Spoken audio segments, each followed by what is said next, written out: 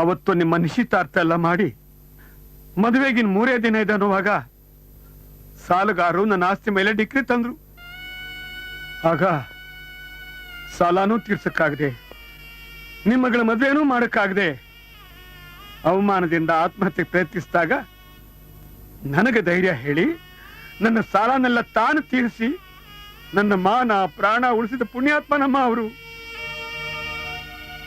ಅಂತ ಮಹಾತ್ಮರಿಗೆ ಗುಡಿ ಕಟ್ಟಿ ಪೂಜೆ ಮಾಡೋದು ಬಿಟ್ಟು ಕಷ್ಟ ಕಾಲದಲ್ಲಿ ಅವ್ರ ಕೈ ಬಿಟ್ಟು ಬಂದಿದ್ದೀರಲ್ಲ, ನೀವು ಮನುಷ್ಯ.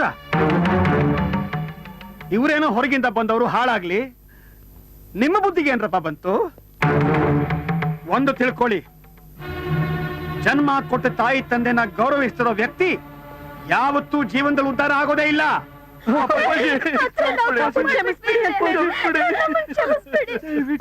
ಕ್ಷಮಿಸ್ಬಿಡಿ ಅಪ್ಪಾಜಿ. ಹೆತ್ಗಳಿಗೆ ಚೂರಿ ಹಾಕ್ಬಿಟ್ವಿ. ನಿಮ್ಮ ಮಕ್ಕಳಾಗಿರೋ ಯೋಗ್ಯತೆ ನಮ್ಗಿಲ್ಲ ಅಪ್ಪಾಜಿ, ನಮ್ಗಿಲ್ಲ. ನೀವು ಕೊಟ್ಟ ಭಿಕ್ಷೆಲೆ ನಾವು ಬದುಕ್ತಿದೀವಿ ಅನ್ನೋದನ್ನ ಮರ್ತ್ಬಿಟ್ವಿ ಅತ್ತೆ. ಪೂರ್ತಿ ನಿಮ್ ಸೇವೆ ಮಾಡ್ಕೊಂಡಿರ್ತೀವಿ. ರಾಯ್ರೆ, ತಪ್ಪು ಮಾಡೋದು ಮಕ್ಕಳ ಸಣ್ಣತನ, ಅವ್ರನ್ನ ಕ್ಷಮಿಸೋದು ತಂದೆ ತಾಯಿಗಳ ದೊಡ್ಡತನ. ದಯವಿಟ್ಟು ಇದೊಂದ್ಸಲ ಅವ್ರನ್ನೆಲ್ಲ ಕ್ಷಮಿಸಿ.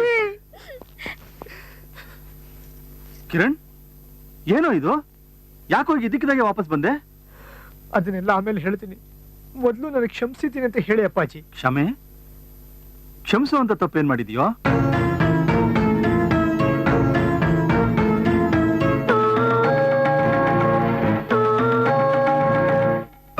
ಸೂರ್ಯ ಮನೆಗೆ ಬರೋದಕ್ಕೆ ಮುಂಚೆ ಆ ಮನೆಯಲ್ಲಿ ಕೊಳ್ಳಿ ಇಡೋದಕ್ಕೆ ಒಂದು ನರಪಿಳ್ಳೆ ಕೂಡ ಇರಬಾರ್ದು. ಸೂರ್ಯನ ಜೈಲಿಗೆ ಕಳಿಸಿದ್ದು ಅವರಪ್ಪನ ಮೇಲೆ ಸೇಡ್ ತೀರಿಸ್ಕೊಳ್ಳೋದಕ್ಕೆ ಅವನು ಜೈಲಿನ ತಪ್ಪಿಸ್ಕೊಂಡು ಬಂದು ಅವ್ರನ್ನೆಲ್ಲ ಕೊಂದ ಅಂತ ಸಾಕ್ಷಿ ರೆಡಿ ಮಾಡಿದ್ರೆ ಮಗ ನೇಣಿಗಂಬಕ್ಕೆ, ಮನೆಯವರೆಲ್ಲ ಯಮಲೋಕಕ್ಕೆ. ಆಗ ನಂದೇ ಫ್ಯಾಕ್ಟ್ರಿ, ನಂದೇ ಸಾಮ್ರಾಜ್ಯ. ಅಯ್ಯೋ, ಇದೆಲ್ಲ ಬೇಡ ಅಂಕಲ್.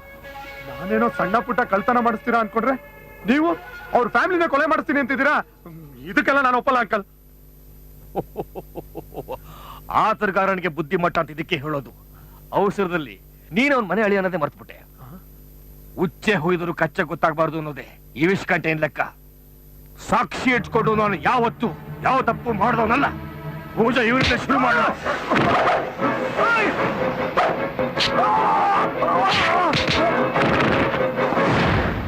ಎಂಥ ಕೆಲಸ ಮಾಡ್ಬಿಟ್ಟಿಯೋ ನೀನು. ಮಾಡಿದ ತಪ್ಪಿಗೆ ಆ ಅಮಾಯಕನ ಬಲಿ ಕೊಟ್ಬಿಟ್ಟಿಯಲ್ಲೋ.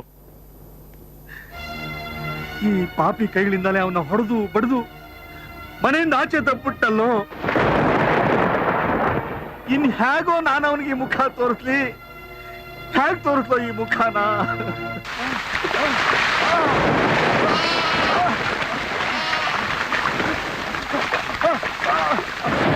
ನನ್ ಸೂರ್ಯ ತಪ್ಪು ಮಾಡ್ಲಿಲ್ಲ ಅಂತ ನನ್ನ ಎಷ್ಟು ಹೇಳಿದ್ರು, ನೀವ್ಯಾರು ನನ್ನ ಹೃದಯದ ಕೂಗನ್ನ ಕೇಳಿಸ್ಕೊಳ್ಳೇ ಇಲ್ಲ. ನೀವೆಲ್ಲರೂ ಅವನ ನಿಕೃಷ್ಟವಾಗಿ ನೋಡಿದ್ರಿ. ಆ ಬಡಪಾಯಿ ಎಷ್ಟು ಸಂಕಟ ಪಡ್ತಿದ್ದಾನೋ, ಎಷ್ಟು ಕೊರಗ್ತಿದ್ದಾನೋ. ನನ್ ಸೂರ್ಯ ಎಲ್ಲಿದ್ದಾನೋ, ಹೇಗಿದ್ದಾನೋ?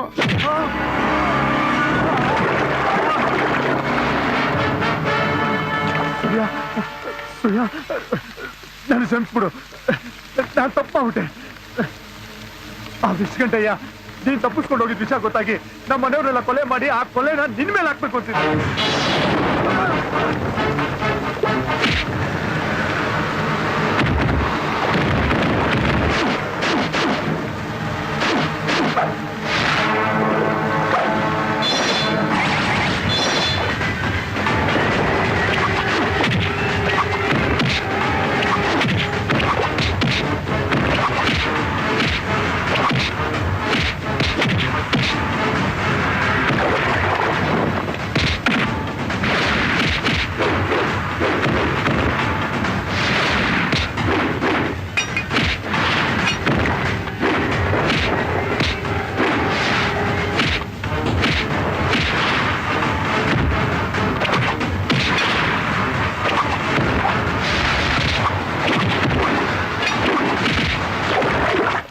ಅಗದ್ರೇನೆ ಚಿನ್ನ ಸಿಗೋದು, ಸಮುದ್ರಕ್ಕಿಳಿದ್ರೇನೆ ಮುತ್ತು ಸಿಗೋದು.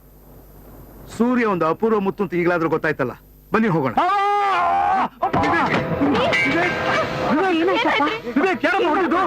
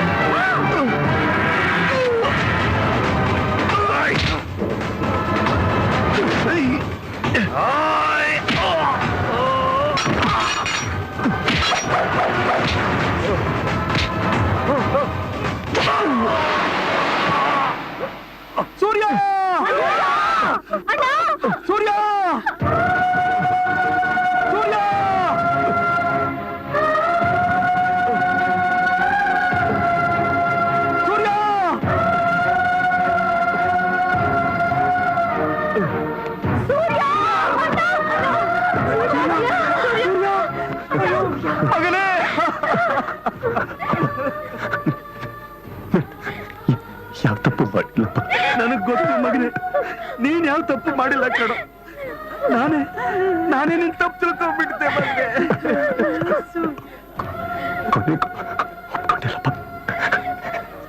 ಈ ಜನ್ಮಕ್ಕಷ್ಟೇ ಅಲ್ಲ ಕಣಪ್ಪ, ಜನ್ಮ ಜನ್ಮಾಂತರಕ್ಕೂ ನೀನೇ ನಮ್ಮ ಮಗ ಕಣೋ. ನೀನ್ ಈ ಮನೆ ಮಹಾರಾಜ ಕಣಪ್ಪ, ನಮ್ಮ ಹೃದಯಗಳ ಮಹಾರಾಜ ಕಣೋ.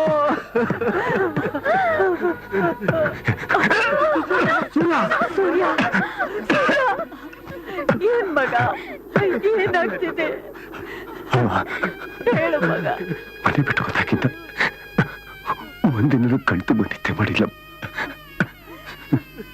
ಸುಸ್ತಾಗ್ತೈತಿಯಮ್ಮ, ಒಳಗೆ ಬರ್ಕೋತೀನಮ್ಮ. ಮಲಗಪ್ಪ. ನಿದ್ದೆ ಬರ್ತಿದ್ದಾಗ ಹಾಡ್ತಾ ಇದೆಯಲ್ಲ,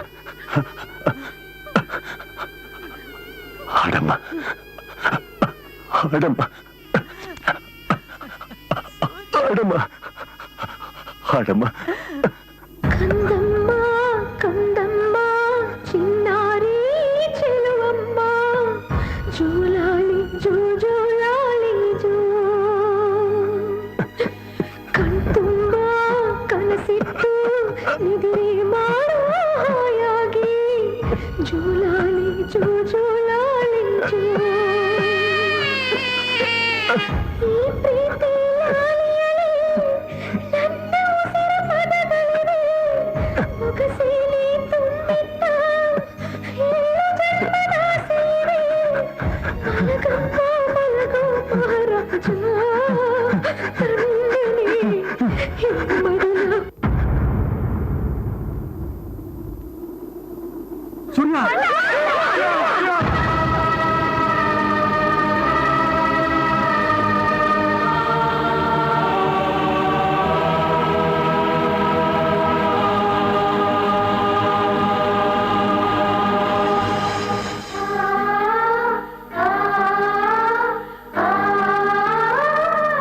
ತನಗೆ ತಾನೇ ಉರಿದು ಜಗತ್ತಿಗೆ ಬೆಳಕು ಕೊಡುವುದು ದೀಪ. ತನಗೆ ತಾನೇ ಕರಗಿ ದೇವರಿಗೆ ನೈವೇದ್ಯವಾಗುವುದು ಕರ್ಪೂರ. ತನ್ನವರಿಗಾಗಿ ಉರಿದು ತಾನೇ ಕರಗಿ ತನ್ನ ಜೀವವನ್ನೇ ತೇದವನು ಈ ಸೂರ್ಯ.